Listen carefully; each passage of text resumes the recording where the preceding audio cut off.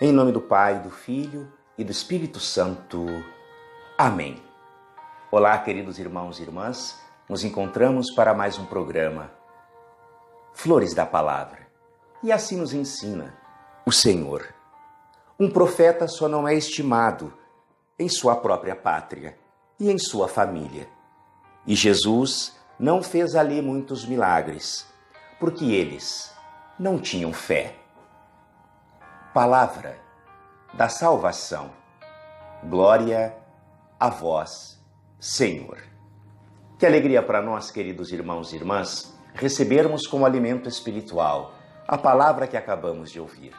De modo especial, nesta sexta-feira da 17ª semana do Tempo Comum. Semana que Deus nos convida à intimidade com Ele, à vida de oração.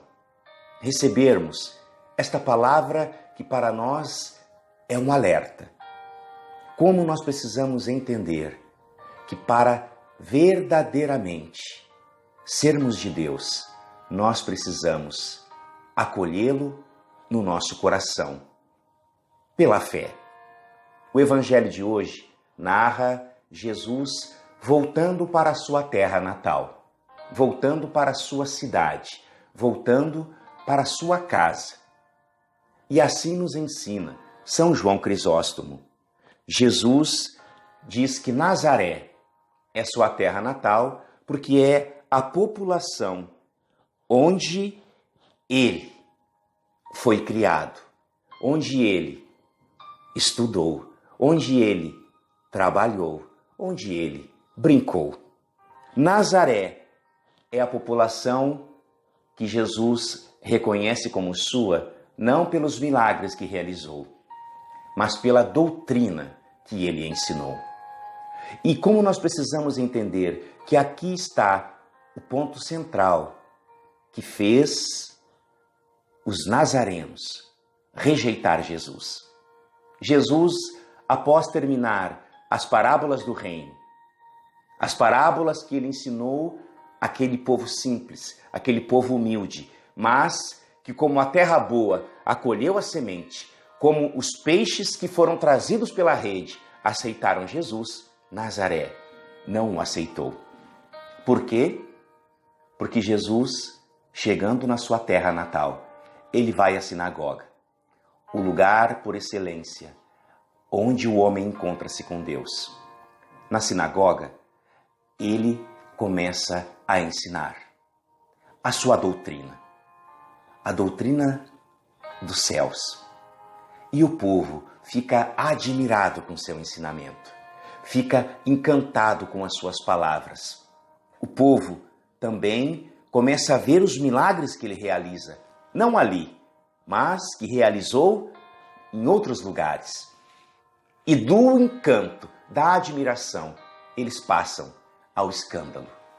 Ficam escandalizados, porque eles olham somente a humanidade de Jesus. Como nós precisamos entender aquilo que a palavra nos diz por meio do ensinamento dos santos padres. Quando nós ouvimos Jesus ensinar na sinagoga, Remídio de Alché, ele vai dizer para nós que Jesus vai à sinagoga ensinar porque a sinagoga é o lugar onde se reúne muitas pessoas. E Jesus, quando desce do céu, encarnando-se no seio da Virgem Maria, assume na terra o papel e a missão de salvar o homem. Ele vai onde existem muitas almas para serem salvas. É na sinagoga que Jesus revela a sua doutrina de salvação. Depois, quando o seu povo fica admirado com o seu ensinamento, nós lembramos aquilo que Aristóteles nos ensina. O grande filósofo grego vai dizer que admirar-se, maravilhar-se, é o início da sabedoria. O primeiro passo para adquirirmos o conhecimento é nós ficarmos admirados com o saber. Porém, quando nós nos fechamos ao saber meramente humano, nós nos escandalizamos. E tudo aquilo que a sabedoria realizou em nós de admiração torna-se escândalo e nos impede de experimentar o verdadeiro saber, que é o saber divino. Isso aconteceu em Nazaré. Aquele povo, depois de encantar-se, escandalizaram-se, porque reconheciam Jesus simplesmente como homem. Aquele que estudou, aquele que brincou, aquele que cresceu naquele lugar. Eles viam, não é este o filho do carpinteiro?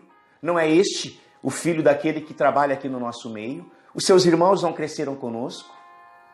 O grande erro de Nazaré foi este: reconhecer Jesus simplesmente como homem, não como Deus. E assim nos ensina Santo Agostinho. Eles não erraram simplesmente em dizer que Jesus era filho de José ou seus irmãos moravam ali, mas eles também erraram por não saber que o pai de Jesus era o grande artesão do universo. Assim nos ensina Santo Agostinho. O pai de Jesus, o grande artesão, ele criou todas as coisas.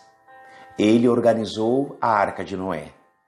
Ele comunicou a ordem do tabernáculo a Moisés e instituiu a Arca da Aliança. O grande artesão, o pai de Jesus, o Criador, ele esculpiu o madeiro da cruz para que seu filho pregado na cruz pudesse dar a salvação ao mundo.